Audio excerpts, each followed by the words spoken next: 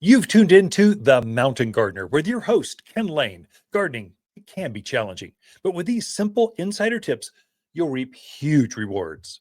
Now, let's tune into today's Mountain Gardener with Ken and Lisa. And we are back with Lisa Lain in the studio. She comes each week with some inspiration, just 10 minutes of nothing but her garden rant. I never rant. I'm not a rant. Well, you can go off every once in a while, but usually not on gardening. Not on gardening. It's on business or some other, why are they doing it that way? Anyway, so that's where we run at a high level. So we know what high level is. I can't brag about ourselves. We're always better quality, better, but we're noted for being really good at what we do. And so when you go to a place and they say they're that and they aren't, you kind of go, doggone it, they let me down. So doggone it. Anyway.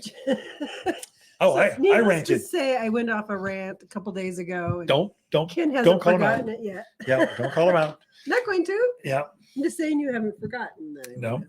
Gardening. Yeah. So what can folks learn, be inspired, do in the gardens that they can only come from you?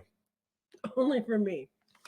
Well, I wanted to let you guys know we are getting some more. So a lot of people have been asking, where's the cactus? Where's the agave? When are you guys getting those? And we always say, well, I like to come when it's a little warmer. It's true. So we have them. So all you people who've been wanting the cactus and the agaves and that kind of stuff. The hardy varieties, not some cheesy Phoenix thing that's going to live for the summer and then die this winter. But these are hardy varieties for the mountains of Arizona. They're going to thrive for decades to come. Decades. I love it. I like it. So the first ones I thought I would talk about. So most of the time, people don't think about growing the barrel cactus here. Okay. But there are 3 that would actually probably do pretty well up here. They might need a little. Like we have a red fishhook cactus. So I've got some of those coming in. So we grow it in a container, but we bring it up a little closer to the house in the wintertime, give it a little protection. Yeah. And it does really well. It's been years and years and years. It's a classic saucer bowl container. It screams style and selection. And it's actually blooming. It is, yeah. It's blooming kind of fun. Now. It looks really pretty. Yeah. And then the golden barrel cactus, which a lot of people don't think can't winter over. We have a neighbor. Couple streets down, he put barrel cactus in. I said, no way, not gonna live, no way, not gonna do it. It looks beautiful. Yeah. Now he's got it in a hot sunny spot. Right. He's got rock around it, so he's doing a little extra to give it that heat that it loves. But I would say you could do it. Bright sun, reflective heat in a courtyard. That's where you have it. So for us, we just insurance. Right. Our barrel cactus is stunning. It was big. It's beautiful. It's expensive. I don't want to lose it. It's exotic. So I just bring it underneath the overhang at the front door. That's where it hangs out all winter. And in April, I take it back out and it hangs out outside. Yeah. I don't have it on the irrigation. We just leave it there when we remember we water it. So cactus don't need to be on the irrigation system. You don't need to put some of these things on. Just throw it out there and think about watering it couple of times a month. Not a week, a month. It's more than enough. So one of the other barrels I'm bringing in is called a long spine barrel. Huh. So it looked really cool, so I think it's definitely one to try. Okay. It's as hardy as the red fishhook that we have and the golden barrel. Okay. So I think it'd be a really nice one to try. Yeah. I mean, you folks on the east side, the Jeromes, the Sedonas,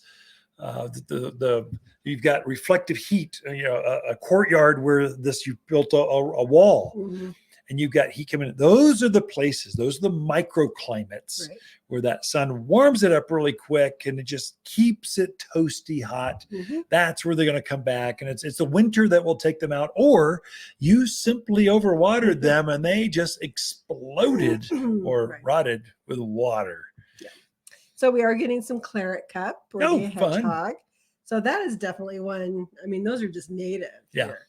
You find them everywhere up on the mountains. And whenever I go hiking, I'm always running into them. They've been blooming. They actually look gorgeous right now.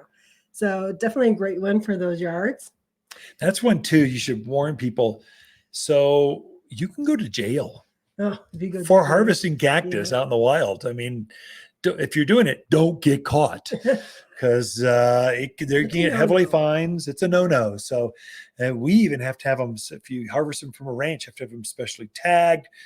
You can do it, but there's special hoops you have to jump through with the Department of Agriculture and that kind of stuff. So just be careful. I know some of you go and harvest those clear cup. Can't just don't have anyone see you do that. So anyway, Just don't do it. or don't We have come them for get them. sale. You can buy them for $50 and have your own. Don't have to worry about it. That's right. So we're getting some different prickly pears. We already have the Santa Rita, which is the small, has a smaller ear paddle Yeah. to it, kind of a purple color. So we have the Santa Rita and the Baby Rita. So we have both of those already in stock. We're also getting the Engelmans, which is the true native for here. That's a true prickly pear. Right. Harvest the fruits, make jams and jellies. There you go. Used to do that as a kid. A lot of fun. We're also getting the blind prickly pear. Now, That don't sounds. ask me Does why it have it's blind. glasses? I don't Does it have a know. white cane? I'm like, why do they call it blind? I don't know. Just what they call it. So again, Sounds like an insult I to. know. And also one called the chenille. prickly Oh, pear. I don't know So, that one. Interesting. should all be nice and hardy Oh, for yeah. here and do quite well. That's exciting. So what's I always say it wrong. What? The botanical for prickly pear. Apuntia? Apuntia? Okay. Yeah. Or I always- opuntia. Or apuntia. It's I think I opuntia. would call it opportunia or something like that. So, Just call it prickly pear. I mean, come on. Let's make it easy. definitely. So some of the agaves we're getting in. Agaves are another one that there are so many varieties. And Yeah. let me tell you, not all of them are winter hardy. That's true. Yeah, very much. Very much so. So we're getting Queen Victoria. We are also getting the shark skin, which That's is actually fun. really cool because Yeah. it has like that pattern Yeah. on it. We're getting shark tooth. I don't know that one, but it's got to be the same thing. Come It's on. about the same thing. Yeah.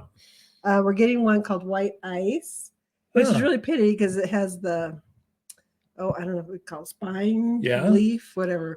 Has a white outline on Oh, it. it's variegated. That's Yeah. kind of neat. So that's really cool. And then we're getting one called Dragon Toes. This Don't one know I that one. can't remember. We brought a couple in that we knew were going to be more indoor varieties, but you definitely enjoy them outside right now. Yeah. Put them in a container and then bring them in the wintertime and just treat them like a house plant. Sure. Yeah, that's great. We do that with a lot of things. So why not an agave? Mhm, So a lot of folks want to grow the blue agave, which Yeah. is the great big one you see down in Phoenix. mhm. It don't winter up here. Trust me. I've tried a couple times. Of course, that's me.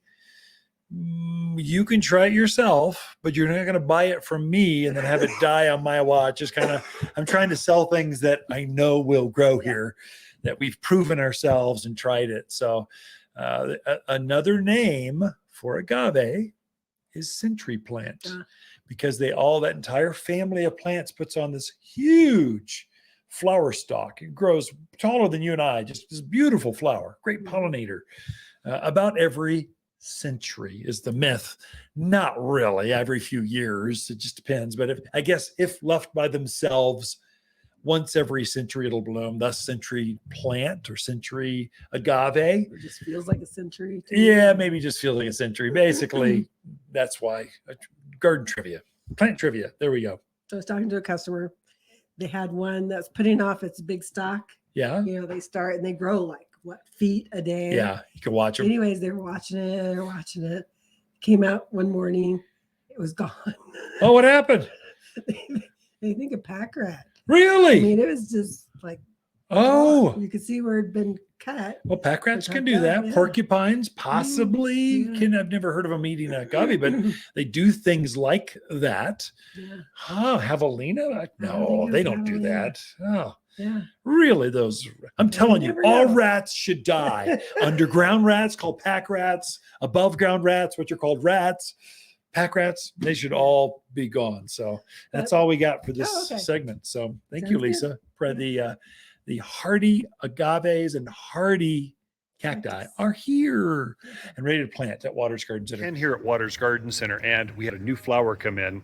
It's one of my favorites. We got it last year as a test, soft launch. This year we went all in because it performs well. It's a new sunflower. It's called Sunbelievable. And the reason it's called Sunbelievable is supposed to put 1,000 flowers on, 1,000 sunflowers per year. I don't know if it does 1,000, but it does hundreds and hundreds. I can tell you that.